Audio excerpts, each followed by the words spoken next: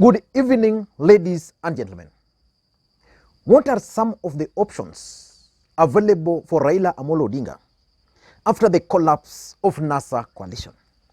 Because you all know that in 2013, Raila Odinga contested under the banner of God. In 2017, he contested under the banner of NASA. And we also know that the politics in this country is actually treble. Which means the moment Kalonzo Musyoka exits NASA, the Kamba voting bloc, a huge chunk of them, probably 80 or 90%, will go with Kalonzo Musyoka. And we also know that Musalia Mudavadi also brought on board some such percentage of numbers of votes. Where will Raila Amolo Odinga get votes to cover for the deficit? Or let me just put it this way. What are the options available to Raila Amolo Odinga after the collapse of NASA? I want us to look into all those. But for those who are watching this channel for the first time, I want you to take a second or two and click the subscribe button so that next time we produce a video like this, YouTube will automatically notify you.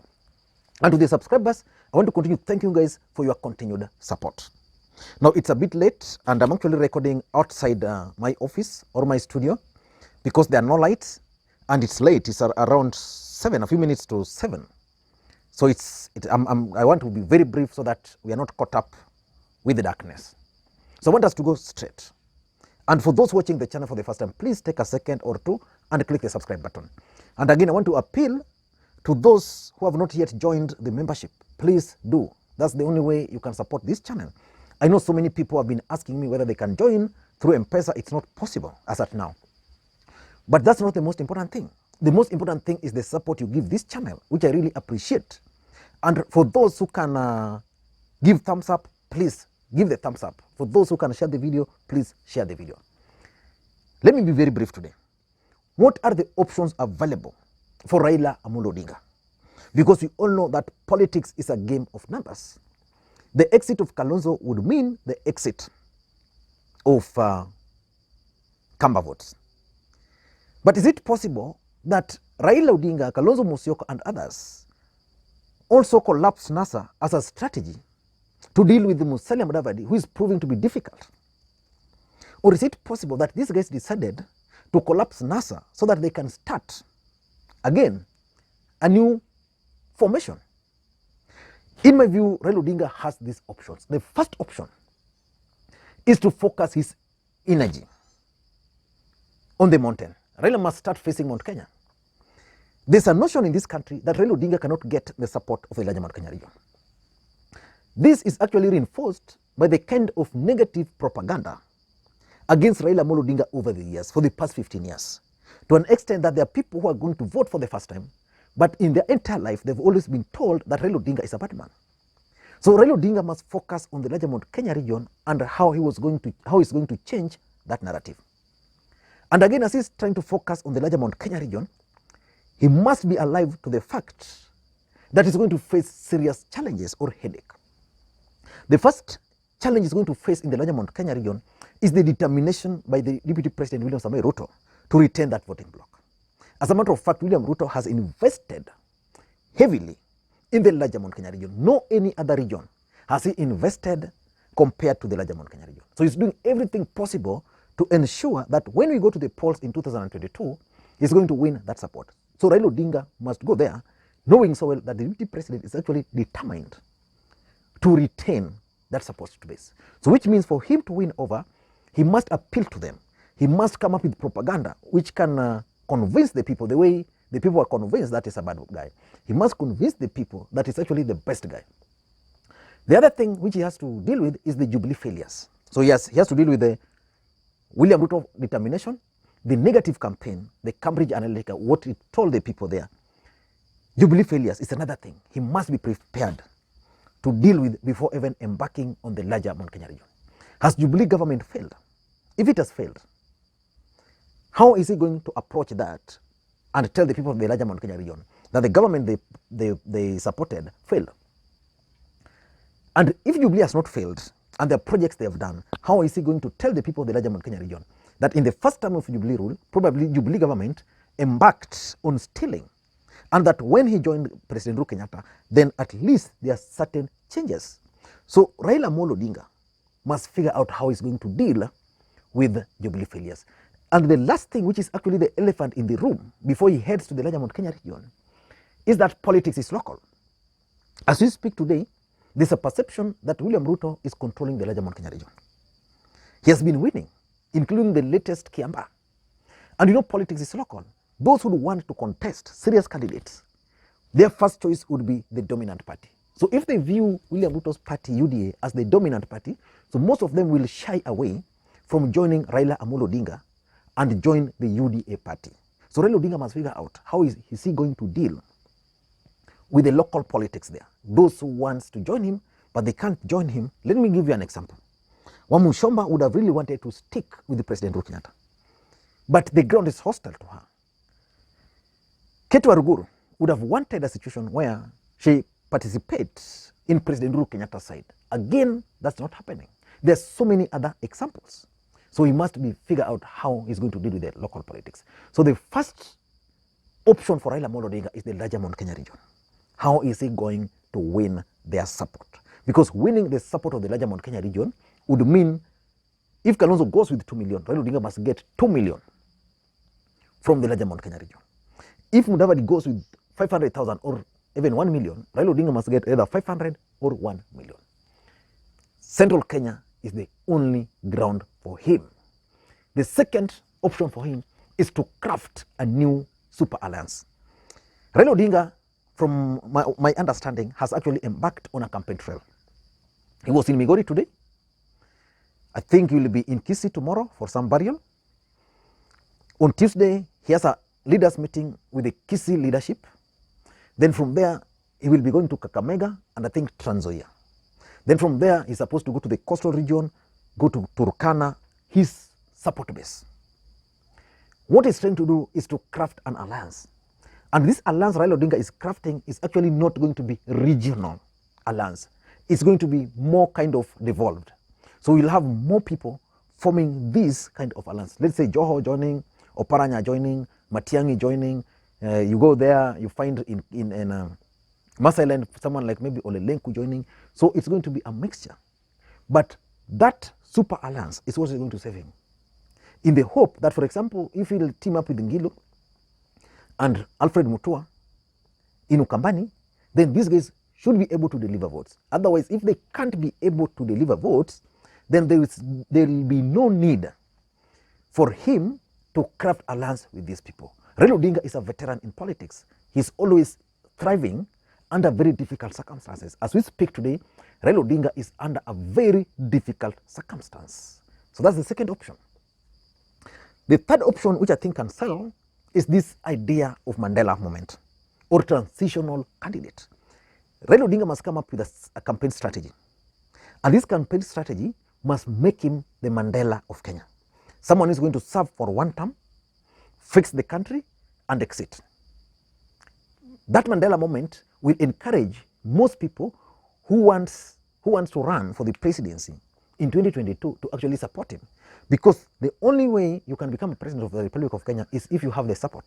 Without Raila Odinga in the picture, Luo Nation, for example, would be under grab. His endorsement in 2027 would be important. So someone like Kalonzo, someone like Mudavadi, Weta, or even Joho or Paranya, who have ambitions of contesting for the presidency in 2022 or 27, can then decide to stick with Raila Odinga. So that by the end of the campaigns, they'll emerge. And then after emerging, then these guys can then use the opportunity to position themselves.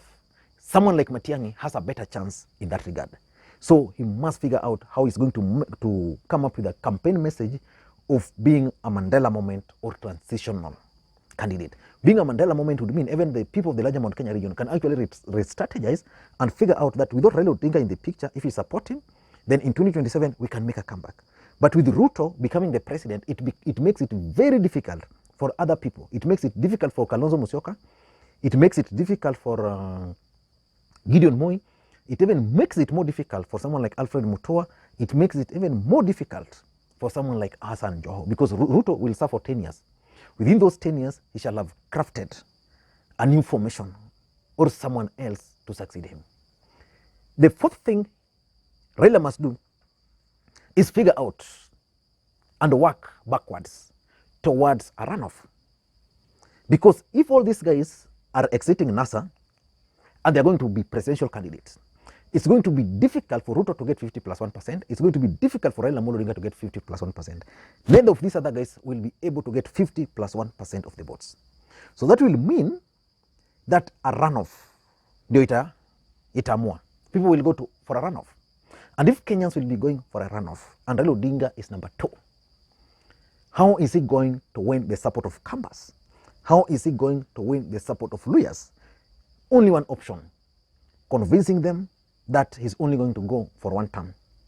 And that after 1 term, probably Kalonzo will have a chance, Mudavadi will have a chance. The other option is that the runoff, he can tell these guys, you voted for me, we never achieved our ambitions, I allowed these guys so that if either of them were to become number 2, I would have supported them, but they've failed. So the best thing for you guys is support me. But he must figure out runoff. If we are going to go for a runoff, how is his campaign going to be fashioned so that it doesn't really antagonize the Kamba nation if Kalonzo will be running? It doesn't antagonize, for example, the Luya nation if Musalia Mudavadi is going to run. Number 5 is President Uhuru Kenyatta's endorsement. Now, I've repeated it severally on this platform that the only way Raila Odinga can reignite the fire in his base is by seeking and winning the public endorsement of President Uhuru Kenyatta. If the president can announce today that he's going to support Raila Odinga in 2022, he makes that announcement somewhere, like even in Western Kenya, then the base will be ready. They'll say now the president is serious, but as long as the president is still silent, there is nothing much which is going to happen. And lastly, he can decide to sabotage One Kenya Alliance. And of course, I'm seeing some sabotage. One Kenya Alliance is not moving. They are stuck. Kalonzo Musyoka is stuck with One Kenya Alliance. No, Musalia Mudavadi is actually stuck with One Kenya Alliance. Kalonzo is joining. But is there hope there? Gideon Moi is saying, no, let us bring on board Raila Odinga. So basically, these 4 guys can be easily manipulated and made to sabotage the One Kenya Alliance themselves. Today, if you go to the newspapers, the perception they are creating is that Raila Odinga is out, and they're creating perception, the media is creating perception that Mudavadi, Kalonzo, both of them wants to be the presidential candidate in One Kenya Alliance, and therefore they can't agree, and because they can't agree, there's nothing much which is actually happening in that movement. I don't know what you think. Let me hear your thoughts. It's good being back. Tomorrow I'll be taking my younger sister, actually our last born, to school somewhere in, I think in Siaya County. So if I'll not be able to to post a video, just understand I'll be leaving here very early. Hope to finish up, but you know, opening days for the first time, it's normally hectic. You can plan to be here by noon, not possible, but I'll try to maybe do another video later in the night so that I can post it during the day. I don't know what you think, but that's my take. What do you think is the other options for Raila Odinga should the NASA core principles decide to exit? I want to hear your opinion on that. And again, the people of the larger Mount Kenya, the people of the Western Kenya region will play host to President Uhuru Kenyatta beginning, I think it's Tuesday or Wednesday. Tuesday and Wednesday. Now, Musalia Mudavadi and the crew are saying the president should not go there with Raila Odinga. What's your take?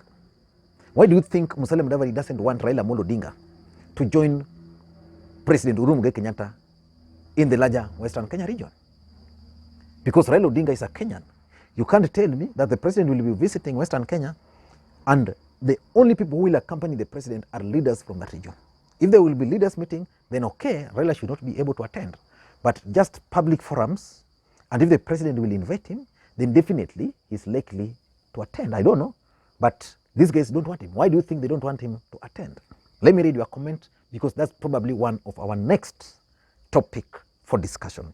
Thank you guys, and again, if you're watching the channel for the first time, please subscribe. Please click join button. please share the content. Thank you guys, and we have a good day.